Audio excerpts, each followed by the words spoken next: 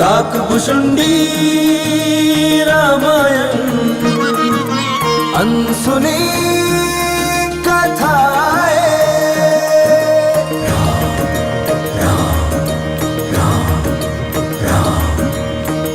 मंगल पावन सरस सुहावन काकभुशुंडी की रामायण।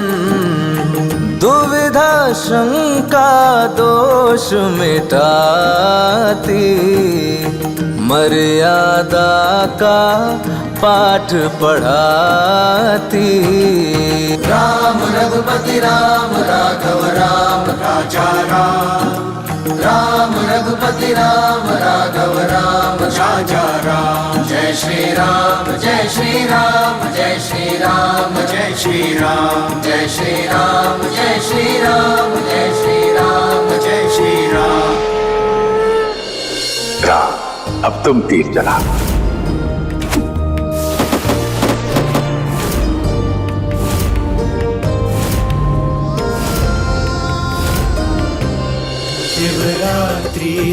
शिवरात्रि है आज महाशिवरात्रि है।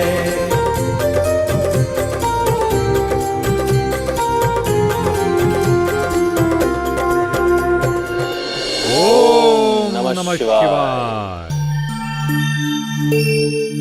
काकराज, रघुकुल भूषण राम की पूजा से देवेश्वर भी अभिभूत है। उन्हें दर्शन दिए हैं महादेव ने। पक्षीराज, शिव जी के आराध्य राम जी और राम जी के आराध्य शिव जी हैं, तो दर्शन तो होंगे ही। युवा होकर कुमार राम, भरत, लक्ष्मण और शत्रुघ्न चारों भाई ऐसे सुशोभित हो रहे हैं जैसे चारों दिशाओं के दिक्पाल हो। सत्य कहा आपने गुरुदेव। पूर्णता प्राप्त कर चुके हैं चारों भाई। वेद शास्त्रों का ज्ञान, संसारिक व्यावहारिकता, बल एवं पौरुष की श्रेष्ठता, इनके साथ ही नम्रता, ये वो आदर्श गुण हैं जो एक पूर्ण पुरुष होने के लिए आवश्यक है।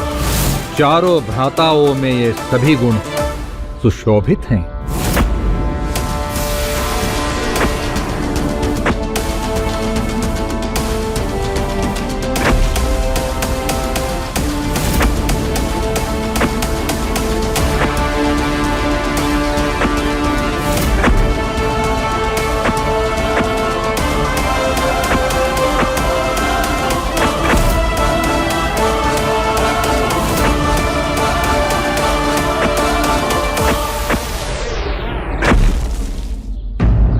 भुशुंडी जी, गुरुकुल की शिक्षा हर व्यक्ति के लिए आवश्यक है। परिपक्वता गुरुकुल में रहकर ही आती है। हाँ पक्षीराज, बालक गीली माटी की भांति होता है। उसे कुम्हार अपने कुशल हाथों से आकार देकर घड़ा बनाता है। उसे आंच में पकाकर पक्का करता है। तब वो घड़ा स्वच्छ और शीतल जल से सबकी प्यास बुझाने योग्य होता है। कुम्हार का वही कार्य दक्ष आचार्य गुरुकुल में करते हैं। अब देखिए ना, चारों कुमार अपनी कर्मठता और परिश्रम से शास्त्रों से लेकर शस्त्र विद्या एवं बल प्रशिक्षण तक में कैसे निपुण हो गए हैं।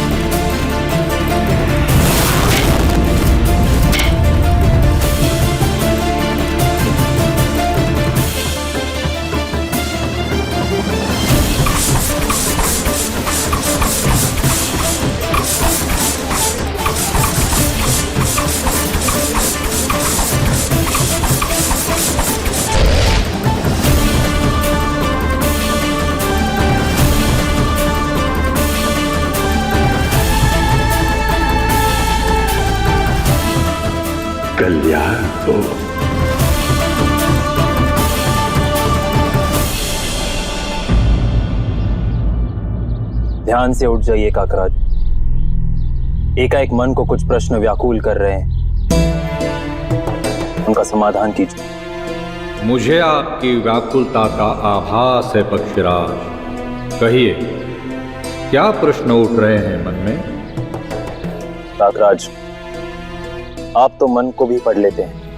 प्रश्न ये है कि आपने एक समय बताया था कि रावण त्रिलोक विजय के लिए निकला था। क्या उसे तीनों लोकों पर विजय प्राप्त हुई? आपको मैंने बताया था ना कि अपने नाना सुमाली के कहने पर रावण ने त्रिलोक विजय अभियान आरंभ किया था, जिसमें सर्वप्रथम उसने अपने सौतेले भाई कुबेर से स्वर्ण नगरी लंका छीन ली। इसके पश्चात वो आर्यावर्त और विश्व भ्रमण पर निकला, जिसमें उसने कुछ राज्य जीते।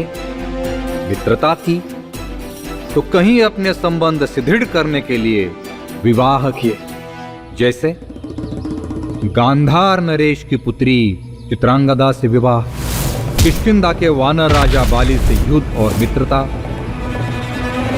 माहिष्मती नरेश सहस्त्रबाहु से युद्ध और मित्रता।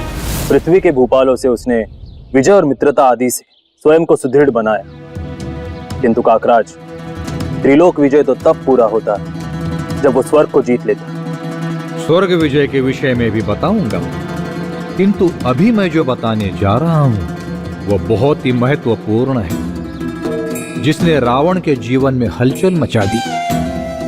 ऐसा क्या हुआ था काकराज?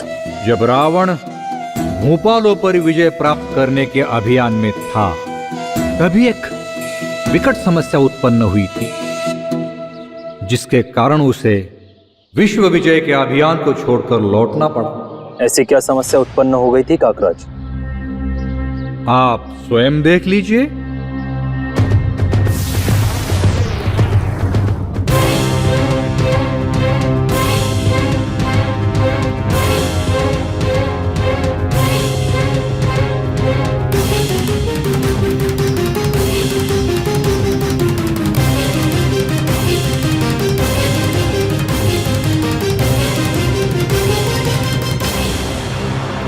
क्या हुआ नाना श्री? विभीषण, आप दोनों इतने गंभीर क्यों खड़े हैं? ऐसी कौन सी विपदान पड़ी थी नाना श्री जो आपने हमें त्रिलोक विजय अभियान से वापस लंका लौटकर आने का संदेश भेजा? दशानन, सिंह जब मान से बाहर होता है तो सियार भी स्वयं को सिंह समझकर मान में घुस जाते हैं। कहना क्या चाहते हैं आप नाना श्री? स्पष्ट कहिए। दो गंभीर समस्याएं एकाएक उत्पन्न हो गई हैं दशानन।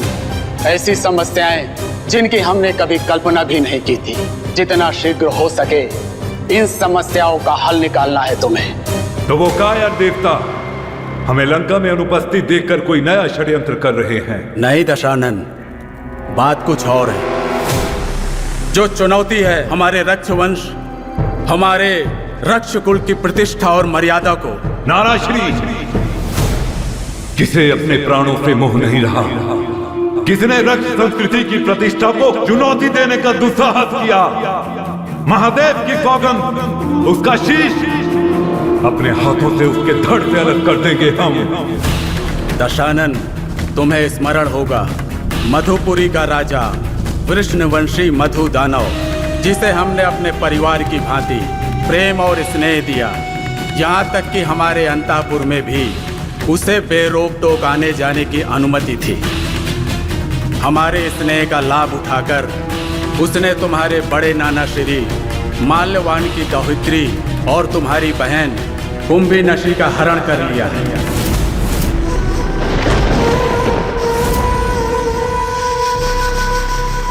क्या कहा? हरण कर लिया? इतना दुस्साहस! किंतु ये सब हुआ कैसे? और विभीषण, तुम कहां थे? तुम्हारे समक्ष हमारी बहन को कोई उठा कर ले गया। मैं अशोकवन में तप कर रहा था भैया। तप तप तप! जब देखो तपस्या, जब देखो पूजा पाठ। इस पूजा पाठ ने तुम्हारे बल और शौर्य को कुंठित कर दिया है। तुम्हारे समक्ष कोई राजभवन से हमारी बहन को ले गया और तुम तप कर रहे थे। कायर बना दिया है इस पूजा पाठ ने तुम्हें। ऐसा नहीं है भैया, हम समझ ही नहीं पाए कि वो क्या करने वाला है। भैया, वो समृद्धशाली है, अनार देश तक उसका राज्य फैला है। क्यों ना हम कुंभिनिशी का। बस विभीषण, सदैव कोई अलग ही विचार प्रकट करते रहते हो तुम, या कोई ना कोई बहाना अवश्य होता है तुम्हारे पास। वो मधुदानव यदि स्वयं हमारे समक्ष आकर कहता तो हम मान भी लेते, किंतु हमारी बहन को हर कर उसने हमें चुनौती दी है। कुंभकर्ण तो सोया होगा, किंतु मेघनाथ कहां था? कौन कहाँ था, किसका उत्तरदायित्व क्या था, ये महत्वपूर्ण नहीं है। महत्वपूर्ण ये है कि हम कितने सावधान हैं। मधु दानव का क्या करना है वो हम सोचेंगे, किंतु अभी दूसरी जो इससे भी कठिन परिस्थिति हमारे समक्ष खड़ी हो गई है, जो बड़ी ही विकट है, उसके लिए हमने तुम्हें यहाँ बुलाया है। कौन है वो जिसने आपको हमें बुलाने पर विवश कर दिया? विद्युत जिह्वा।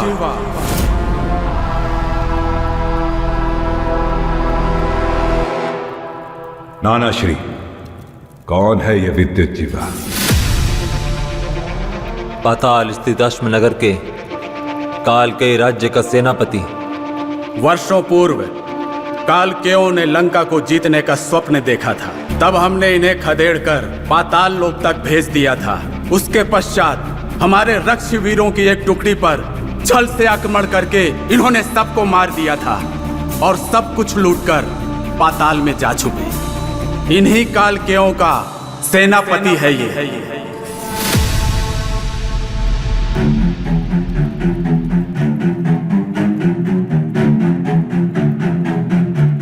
तो उन दस्युओं का साहस इतना बढ़ गया कि वो पाताल लोक से निकलकर लंकेश को चुनौती देने लगे। उन्हें अपनी करनी का फल भुगतना ही होगा। एक एक कालकेय को चुन चुन कर पाताल में ही गाड़ देंगे हम। दशानन, तुमने पूरी बात सुनी ही नहीं, वास्तविकता कुछ और ही है। तो क्या है वास्तविकता नाना श्री, बताइए। शूर्पणखा, तुम्हारी लाडली छोटी बहन, जो विद्युत जिह्वा के प्रेम में पड़ गई है और उससे विवाह करने के लिए अड़ी हुई है।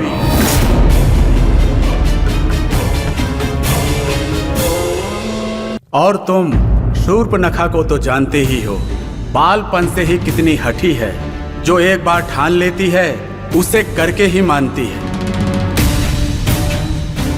इसलिए जो भी करो सावधानी पूर्वक और भली भांति सोच विचार करके ही करना। शूर्पणखा, हमारी प्यारी बहन, जिसने हमसे जो कुछ भी मांगा हमने उसे दिया, और आज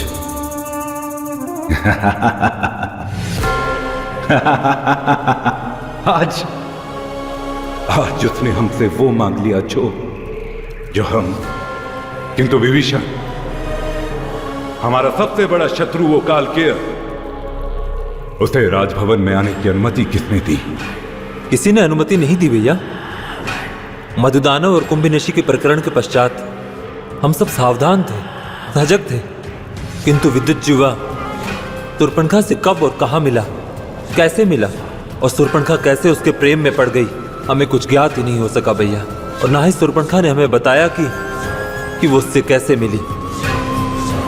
आश्चर्य है, इस संपूर्ण संसार को रक्ष संस्कृति के सूत्र में बांधने में लगे हैं हम, किंतु हमारे अपने ही घर में शत्रु ने प्रवेश कर लिया और किसी को ज्ञात तक नहीं। त्रिलोक विजेता बनने वाला ये रावण अपने ही घर की सुरक्षा नहीं कर सका। अवश्य ही छद्म वेश धारण करके गुप्त रूप से वो भवन में घुसता होगा लंकेश, और इसमें उसकी सहायता शूर्पणखा या उसकी कोई विश्वस्त परिचारिका करती होगी। तो वो विद्युत जिह्वा लंका में ही कहीं गुप्त रूप से रह रहा है। इसका अर्थ हुआ कि कोई न कोई लंकावासी अवश्य उसकी सहायता कर रहा है। यही तो चिंता का विषय है दशानन। एक ऐसा व्यक्ति जो हमारा शत्रु है, वो हमारी नगरी लंका या उसके आसपास ही रह रहा है, और हमारे ही परिवार की कन्या से संबंध बना लिए हैं उसने। ये बहुत बड़े संकट का संकेत है दशानन। सारे संसार में उपहास के पात्र बन जाएंगे हम। ये प्रेम की चिंगारी ज्वाला बने और हमारी सारी कीर्ति, हमारी सारी प्रतिष्ठा इस ज्वाला में जलकर होम हो जाए, उसके पहले ही इसे बुझानी होगी। आप निश्चिंत रहिए नाना श्री। सर्प का फन उठने से पूर्व ही उसे कुचलना आता है लंकेश को। उस विद्युत जीवा नामक सर्प को भी हम शीघ्र ही कुचल देंगे।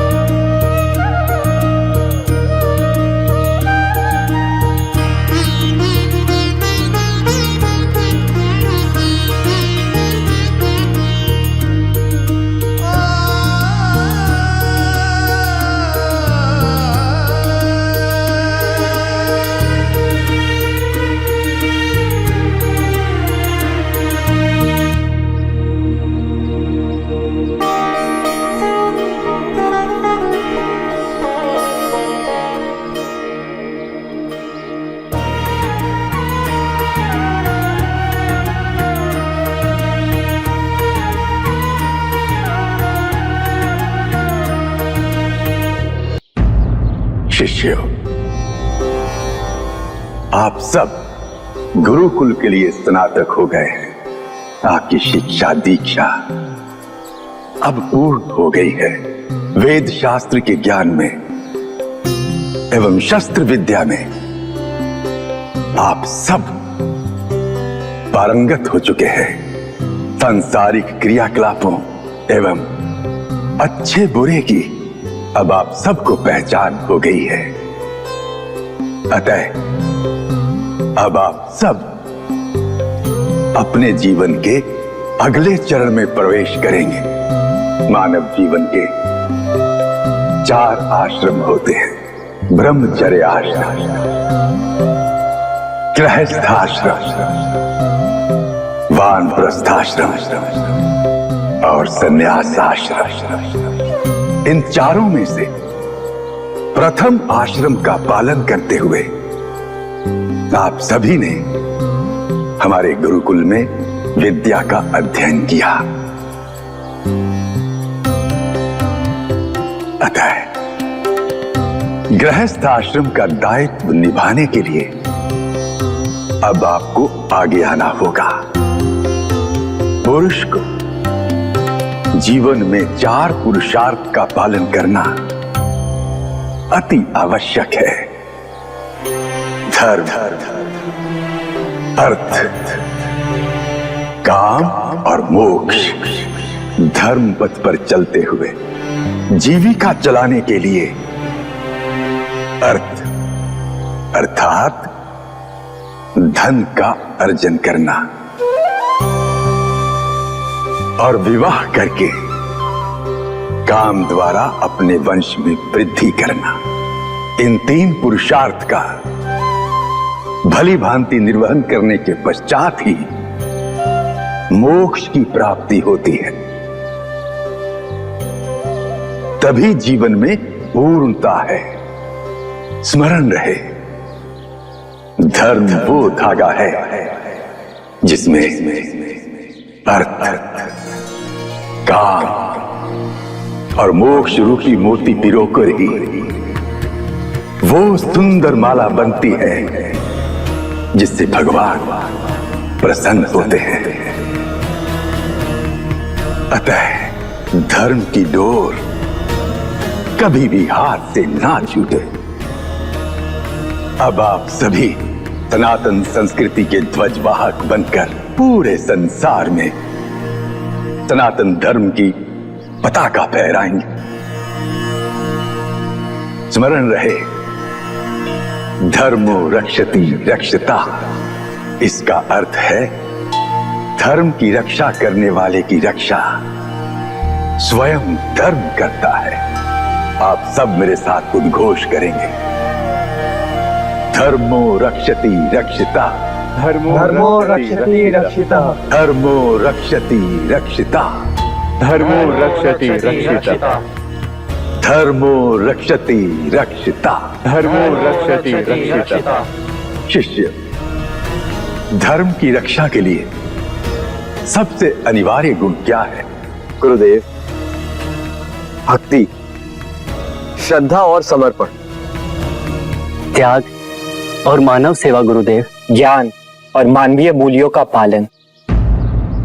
सत्य, सत्य को जीवन का आधार मानना, नियम, संयम और मर्यादा का पालन करना, निष्काम भाव से मानव मात्र की सेवा करना, बिना किसी भय के अपने धर्म पर अड़िग रहना। उत्तम, अति उत्तम। आप सभी ने बहुत सुंदर व्याख्या की। धर्म की रक्षा के लिए इन सभी गुणों का होना आवश्यक है।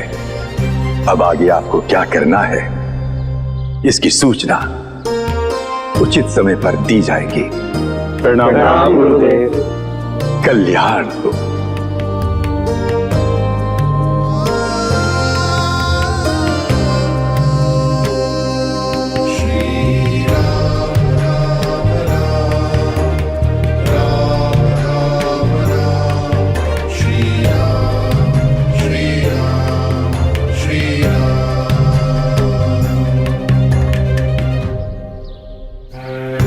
शिष्यों, तुम्हें तो ज्ञात ही है कि पौधों में भी जीवन होता है, इसीलिए अब से तुम इन पौधों की देखभाल शिशुओं की तरह करोगे, प्रेम से इनका पालन पोषण करोगे।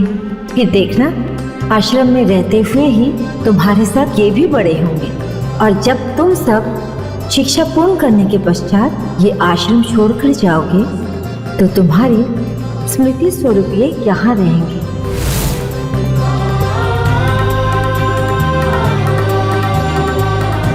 ज्ञात है इन वृक्षों को गुरुदेव क्या कहते हैं?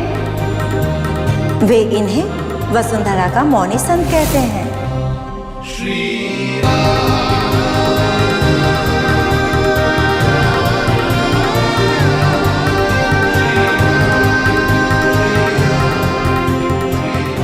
गुरुदेव ने आप सबको मौनी संत की उपाधि दी है, और ये सत्य ही है मौनी संतों। आप सब ने इतने दिनों तक शांत रह करके स्वयं कड़ी धूप की तपन सहकर हमें शीतल छाया प्रदान की, पवन के झोंकों से खींचकर हमारे लिए प्राणवायु के वाहक बने, अपने सुंदर हरे भरे पत्तों से हमारे नेत्रों को मोहकर उन्हें उत्साह से भरे रखा। इन सब के लिए आप सबका बहुत बहुत धन्यवाद।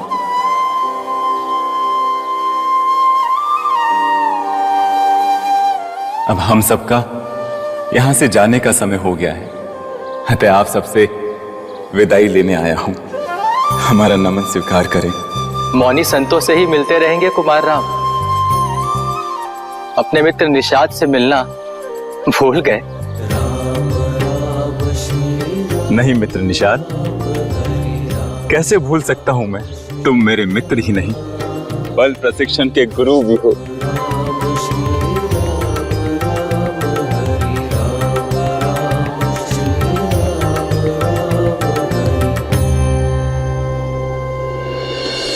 प्रणाम महाराज।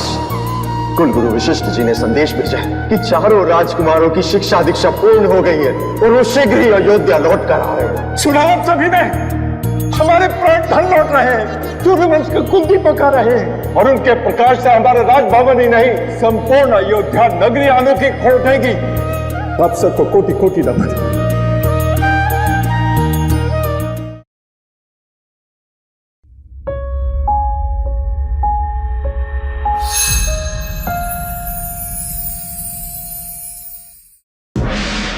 धरती और गगन में गूंजे श्री राम जय जय राम। सृष्टि के कण कण में गूंजे श्री राम जय जय राम। आदि यही है अंत यही है श्री राम जय जय राम। सीमित और अनंत यही है श्री राम जय जय राम। यश कीर्ति धन सहज दिलाए श्री राम जय जय राम। भव से नैया पार लगाए श्री राम जय जय राम। भव से नैया